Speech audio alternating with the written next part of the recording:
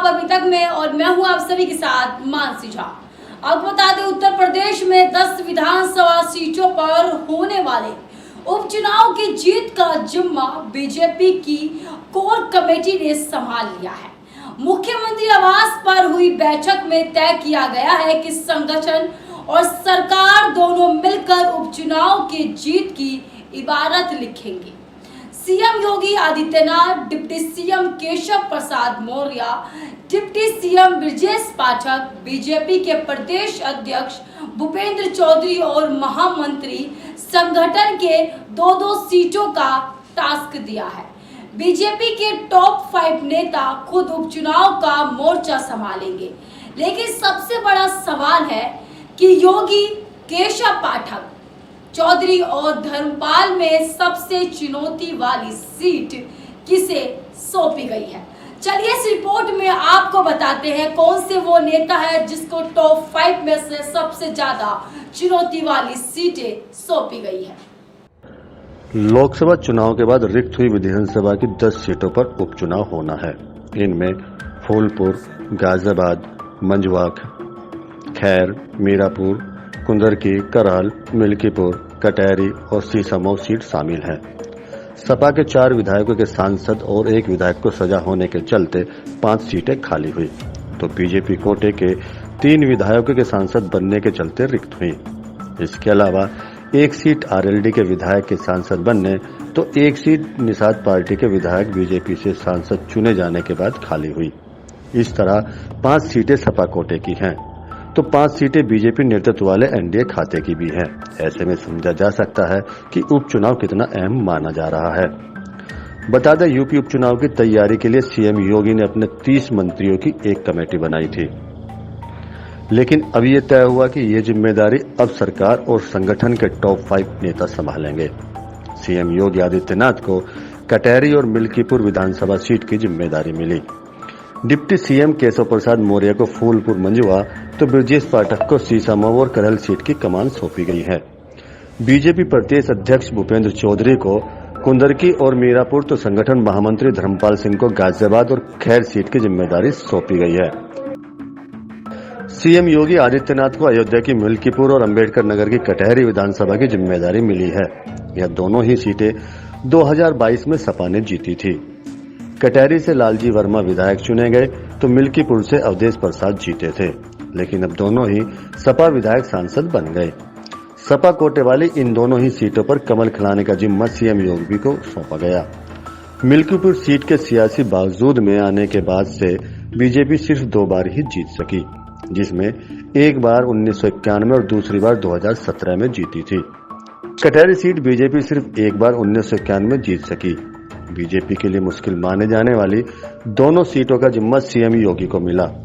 मिल्कीपुर और कटहरी सीट पर बीजेपी को जिताने का ताना बाना सीएम योगी खुद बुनेंगे। इसके अलावा इन दोनों ही सीटों के सियासी समीकरण को साधने का चैलेंज है। ऐसे में देखना है कि सीएम योगी कैसे बीजेपी के लिए जीत की इबारत लिखते हैं। उप मुख्यमंत्री केशव प्रसाद मौर्य को फूलपुर और मंझवा विधानसभा सीट के उपचुनाव की कमान सौंपी गई। 2022 में फूलपुर सीट बीजेपी की जीतने में सफल रही, तो मंझवा सीट उसकी सहयोगी निषाद पार्टी ने जीती थी। इन दोनों ही सीटों के विधायक अब सांसद बन चुके हैं। इसके चलते अब उपचुनाव होने हैं। फूलपुर सीट पे बीजेपी 2017 और 2022 में जीतने में सफल रही, तो मंझवा सीट पर 2017 में बीजेपी जीती थी। 2022 में निषाद पार्टी के विधायक चुने गए। मंझवा सीट पर सपा का खाता कभी नहीं खुला, जबकि फूलपुर में 2012 में उसका विधायक चुना गया। फूलपुर और मंझवा विधानसभा सीट के सियासी समीकरण को देखते हुए केशव प्रसाद मौर्य को जिम्मेदारी सौंपी गई। केशव प्रसाद मौर्य खुद भी फूलपुर से सांसद रह चुके हैं और इसी इलाके से आते हैं। फूलपुर में दलित और यादव मतदाता अहम माने जाते हैं, लेकिन कुर्मी यहाँ पर तुरुप का इक्का साबित होते रहे हैं। ब्राह्मण और मुस्लिम बड़ी संख्या में है, जिसके चलते सपा जीत दर्ज करती रही है। बीजेपी ने केशव मौर्य के जरिए ओबीसी को वोट साधकर अपनी जीत के सिलसिले को बरकरार रखने की रणनीति बनाई है। डिप्टी सीएम ब्रजेश पाठक को कानपुर की सीसामऊ और मैनपुरी की करहल विधानसभा सीट की कमान सौंपी गई। ये दोनों ही सीटें बीजेपी के लिए काफी अहम चुनौतीपूर्ण मानी जाती हैं। सीसामऊ विधानसभा सीट पर सपा लगातार 3 बार से जीत रही है और इरफान सोलंकी विधायक थे।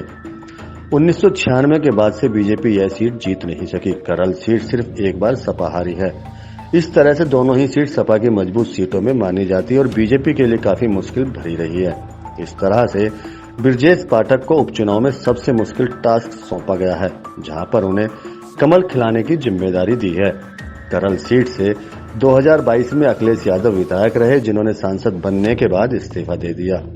सीसामऊ सीट के समीकरण देखें तो सबसे ज्यादा मुस्लिम वोटर हैं।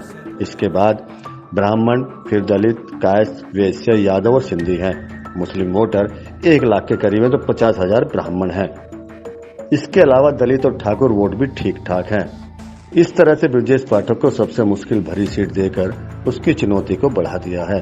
इन दोनों सीटों पर बीजेपी को जितना ब्रजेश पाठक के लिए लोहे के चने चबाने जैसा होगा।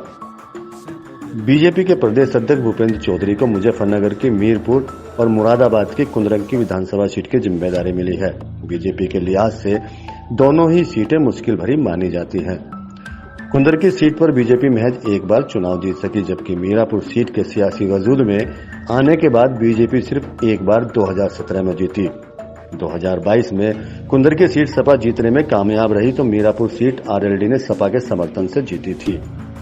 आरएलडी से विधायक बने चंदन चौहान आप सांसद चुन लिए गए। इस सीट पर आरएलडी उपचुनाव लड़ने की तैयारी में है तो सोलंकी कुंदरकी सीट पर बीजेपी किस्मत आजमाएगी। आपको बता दें, कुंदरकी सीट से 65% से ज्यादा मुस्लिम वोटर हैं। इसके बाद दलित और अन्य ओबीसी मतदाता हैं। इसके अलावा राजपूत वोटरों की संख्या 30,000 के करीब है। मीरापुर सीट के समीकरण देखें तो सबसे ज्यादा मुश्किल है 1,10,000 मुस्लिम और 55,000 के करीब दलित वोटर हैं। इस तरह से दोनों ही मुस्लिम बहुल सीट होने के चलते बीजेपी के लिए काफी मुश्किल भरी सीट है। ऐसे में देखना है कि भूपेंद्र चौधरी किस तरह से बीजेपी और अपनी सहयोगी के जीत का फार्मूला तय करते हैं। उत्तर प्रदेश बीजेपी के संगठन महामंत्री धर्मपाल सिंह को गाजियाबाद और अलीगढ़ की खैर विधानसभा सीट की जिम्मेदारी सौंपी गई। 2022 में दोनों ही सीटें जीतने में बीजेपी सफल रही। गाजियाबाद सीट पर 2007 से बीजेपी का कब्जा है तो खैर सीट पर 2017 से बीजेपी जीत रही है। इन दोनों ही विधानसभा सीट पर जाट वोटर अच्छी खासी संख्या में हैं और आरएलडी के साथ गठबंधन होने के चलते बीजेपी की स्थिति मजबूत मानी जा रही है। गाजियाबाद में वैश्य, दलित, जाट और मुस्लिम मतदाता निर्णायक हैं तो खार सीट पर जाट, दलित और मुस्लिम जीत और हार की भूमिका में है। बीजेपी का संगठन महामंत्री धर्मपाल सिंह के कंधों पर बीजेपी की जीत के सिलसिले को बरकरार रखने के लिए चैलेंज है।